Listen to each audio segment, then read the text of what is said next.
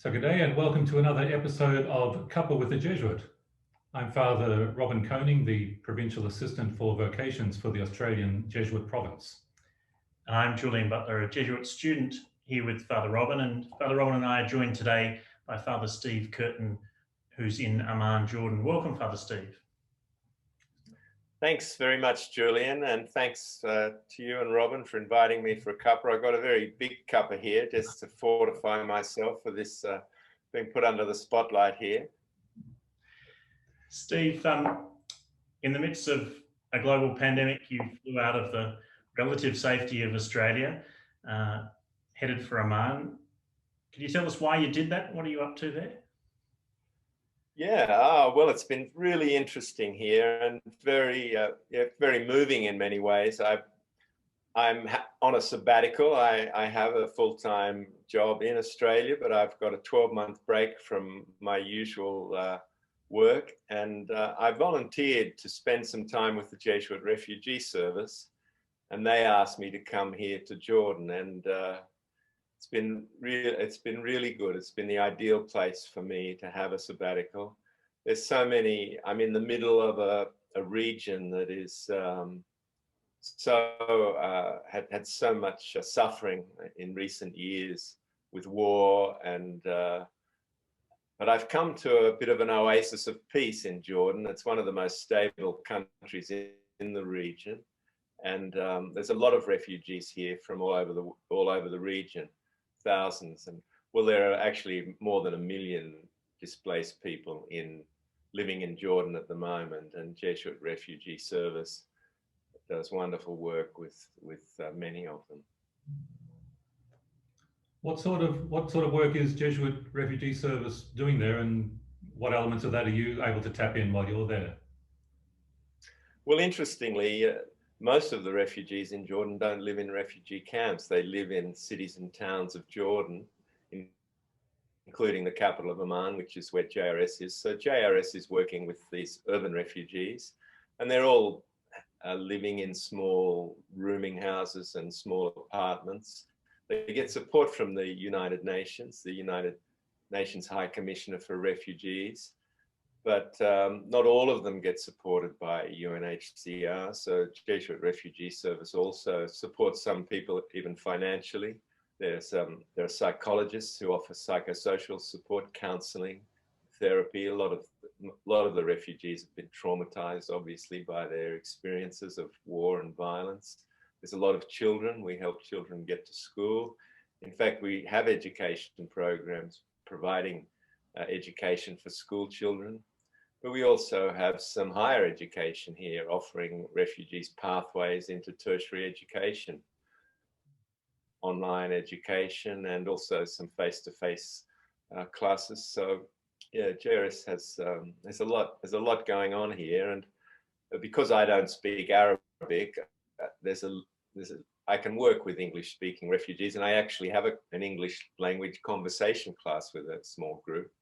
But I also work with the staff of JRS here, and it's quite a big staff. There are 40 or 50 Jordanian staff, and one of my jobs is some staff development, professional development, and especially about the mission and identity of a Catholic relief agency like the Jesuit Refugee Service, working in a predominantly Muslim country. So helping to talk about interfaith dialogue and an interfaith ministry where a lot of Catholic and Muslim staff are working with Christian and Muslim refugees. So it's very, very interesting and very moving. Father Steve, this isn't your first involvement with JRS. Could you tell us a bit about the background you've had working with refugees in the past? Yes, well, during my Jesuit training, during the part of training that we call Regency, which is a couple of years of pastoral ministry in between periods of study of philosophy and theology, I went to the Philippines to work with refugees coming from Vietnam, worked in a refugee camp in the southern Philippines for a year. And because I had a background in psychology, I worked in the counselling centre there. And again, my work was training volunteer refugee workers, staff who were fluent in English, training them how to be interpreters for the counsellors and psychologists there. So I lived in the refugee camp on that occasion. And then after that, I came home to Melbourne and completed my studies and was ordained, and then went back to, this time to Thailand. I was based in Bangkok, working mainly with refugees from Myanmar. We had a lot of work up on the Thai-Burma border, and I would travel from between Bangkok and the border, working with refugees from Myanmar. And then, but also in Cambodia, we had programs in Cambodia at that time, and traveling around the region. I also was quite a lot in East Timor, and I was the regional director of JRS in Thailand when the referendum in Timor was held, and when Timor gained its independence. And actually the JRS country director at that time was one of the Jesuits who was killed in East Timor. And so I knew him quite well and had been to Timor, and he'd showed me around and showed me what the JRS was doing in Timor. So yeah, that was a very important part of my early ministry as a priest. And clearly something in this sort of work has touched you, that you chose during the sabbatical time to tap into that again. Yes, I've always had I think a sense of great compassion for people who've been displaced by war and by poverty and by persecution, by discrimination, people who are fleeing their own homeland because of persecution, because of violence. And yeah, I've always had a desire to serve the poor, not only refugees, but of course there's a lot of marginalised people in our own country of Australia, and I've always had an interest in some kind of social ministry and bringing, I guess, the wonderful message of the gospel to people who are hurting, people who are suffering, being a witness, I guess, to the love of God and to the justice that the gospel demands of us. You're one of 8 boys, I believe, no girls in the family, and I suppose being from a good Catholic family with 8 boys, it was probably expected that one of them would become a priest. How was it that you were the one chosen and that led you to the Jesuits? Well, that's a great mystery, Robin. I think I don't know the answer to that, but yeah, I did grow up in a very Catholic family where both of my parents were people of great faith, and where our life as a Catholic growing up in Sydney was a very rich life of worship and church attendance and all the beautiful feast days and ceremonies around Easter and Christmas. And so, yeah, I did have a very rich Catholic life as a child, and God has always been very important to me. I've always felt very close to God, very loved by God, and as I got older, I had a lot of questions about God and about the church and about faith. It's one of the things that attracted me to the Society of Jesus, was the intellectual openness and the fact that I found that Jesuits were able to address some of my questions in ways that made a lot of sense to me. So yeah, I'm not quite sure why the finger of God pointed at me amongst all the other possibilities in my family, but I'm very glad, I'm very glad to have had the feeling of being called to this life. Having had that sense of call, Steve, there are then a whole lot of movements that you've described, physical movements from place to place. You've spent time working in Sydney with Jesuit Mission. You've spent time also as Provincial, the leader of the Jesuits in Australia. One of the things that writers like Chris Lowney talk about as being part of the genius of the society is this capacity to be available to move around. What is it about Jesuit formation and Jesuit life that gives rise to that capacity to move from one job to another, from a big job to maybe a smaller job? What is it about the Jesuits that makes that possible? I think one of the things that we get, I think, through the spiritual exercises of St. Ignatius, through the Ignatian spirituality and through our formation, is a sense that what we do is important, but it's not as important as who we are and who we are in relationship to God.